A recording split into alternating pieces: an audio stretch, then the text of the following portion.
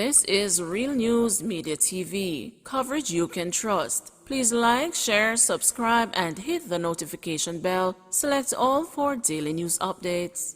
Good evening, my Real News Media TV family. Welcome back to the channel for another news update for February 23, 2023. And in the news this evening, push to postpone local government election again disgraceful, says Gordon. Political commentator Damon Gordon has described as disgraceful the Andrew Holness-led administration's push to delay the holding of local government elections for a third time. Mr. Gordon said that the reasons advanced by the administration are not sufficiently credible, noting that elections are fundamental to democratic governance. The political commentator scoffed at the government's explanation that it is seeking a postponement due to economic reasons and to facilitate further consultation on Portmore becoming Jamaica's 15th parish. With regards to the purported economic reasons, Mr. Gordon argued that the government should have made provision in the annual budget for the holding of the election, considering the date of the polls was known and the election had already been postponed several times before. Provision should have been made in the annual budget to provide financing for the conducting of election, given the fact that the due date of the election was known, given the fact that the election has been postponed 3 times. That has been more than ample time for provisions to have been made to accommodate the financing of the election. If it means redirecting resources from for example, the NHC, which the government has done on many occasions to finance the election, and that should have been done. As it relates to finalizing the status of Portmore as a 15th parish, I am not understanding why the status of one parish should affect the conducting of local government election for all the divisions and the municipalities and the local authorities across the country. Part of the reason why turnout is usually low for local government election is because of the fact that after general election, participation in general election, people are not so enthusiastic about participating in a second election cycle. It's a kind of lethargy and weariness, and as consequently you find that turnout for local government election, especially when they follow the general election, turnout tends to be very much lower, especially among supporters of the losing party, because usually the party that wins the general goes on to win the local. So I think that by having both at the same time, this may also positively impact excitement level to participate in the local, and it will positively impact turnout. U.S. resident sentenced to 15 years in prison for trying to arrange sex with a child in Jamaica. A North Carolina resident who was found to be communicating with someone in Jamaica about arranging sex with a minor was on Wednesday sentenced to 188 months in prison. Darren Kalmar, 58, of Fayetteville, had pleaded guilty to 2 counts of receipt of child pornography on May 13, 2022. According to court documents and other information presented in court, in 2019, the National Center for Missing and Exploited Children received 2 cyber tip reports from a social networking platform tagged regarding suspected child exploitation activity. One user identified as Kalmar mentioned having sex with a 13-year-old Dominican girl and asked the other person to arrange a contact with a girl who was 9 or 10 years old. The other responded with a photo that appeared to depict a prepubescent female. The IP address for the second user was traced to a woman in Jamaica. During the interview with investigators, Kalmar admitted to owning the tagged account and to communicating with someone in Jamaica. Transport boss lashes government after motorist slapped with a $500,000 fine. Egerton Newman, president of the Transport Operators Development and Sustainable Services, is calling for a re-examination of the Road Traffic Act by an international body over some of the more draconian measures outlined in the regulations. Newman said he had noted 2 particular tickets, one which fined a motorist $6,000 for stopping in the left lane, sat in his vehicle kissing a female under the no stopping sign, and another issued to a public passenger vehicle operator which asserted the windscreen tinted excessively, which attracted a $500,000 fine. Something is wrong with our lawmakers and those persons who crafted the road traffic law.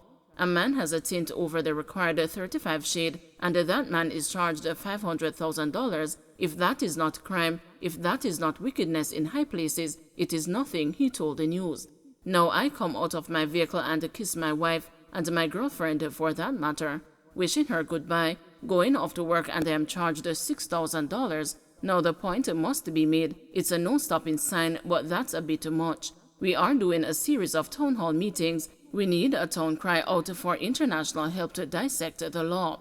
This act was crafted to plug the holes in the budget for $1 trillion, Newman said. Under the Road Traffic Act and regulations, operating a motor vehicle specified in Regulation 259(1) in time when motor vehicle cannot be clearly discerned at a distance of 150 meters attracts a fine of $500,000.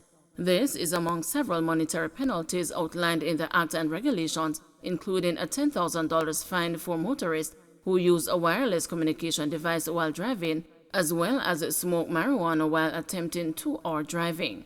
This act is not meant to reduce fatalities, it is meant as a money-making ploy, Newman said.